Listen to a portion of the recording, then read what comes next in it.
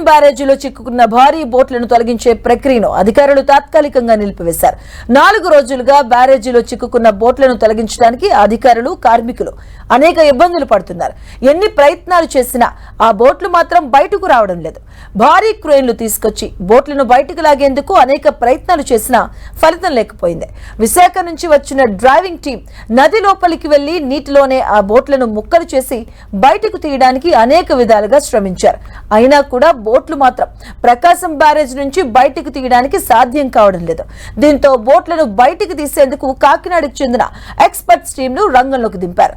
అబ్దుల్ నేతృత్వంలోని 14 మంది బృందం ప్రకాశం బ్యారేజ్కు చేరుకుంది. ఒకదానికొకటి లంకెపడిన 3 భారీ పడవలను మరో 7 పడవలతో కలిపి ప్రవాహంలోనే ఎదురు తీసుకెళ్లేందుకు ప్రయత్నం చేయనున్నారు. ప్రకాశం బ్యారేజీలో చిక్కుకున్న బోట్లను బయటకు తరలించేందుకు ప్రత్యేక టీం తీవ్రంగా శ్రమించింది. ఒక్కో బోటు సుమారు 50 టన్నులకు పైగా బరువు ఉండడంతో వాటిని బయటకు తీయడానికి అనేక ఇబ్బందులు పడుతున్నారు. బోట్లకు భారీ గొలుసులు కట్టి బయటకు లాగడానికి ప్రయత్నించారు. అయితే కేవలం 10 అడుగులు ముందుకు వెళ్లిన బోట్లు బోల్తా పడి ఇసుకలో చిక్కుకున్నాయని అధికారులు అంటున్నారు. క్రైన్ లిఫ్ట్ తో బోట్లు పైకి లేపడానికి అనేక ప్రయత్నాలు చేసిన అధికారులు చివరికి విఫలమయ్యారు. దీంతో ప్రకాశం బ్యారేజీలో చిక్కుకున్న బోట్ల తొలగింపు ప్రక్రియను తాత్కాలికంగా నిలిపివేశారు. దీంతో మరో రకంగా ఆ బోట్లను బయటకు తీసేందుకు ప్లాన్ చేశారు.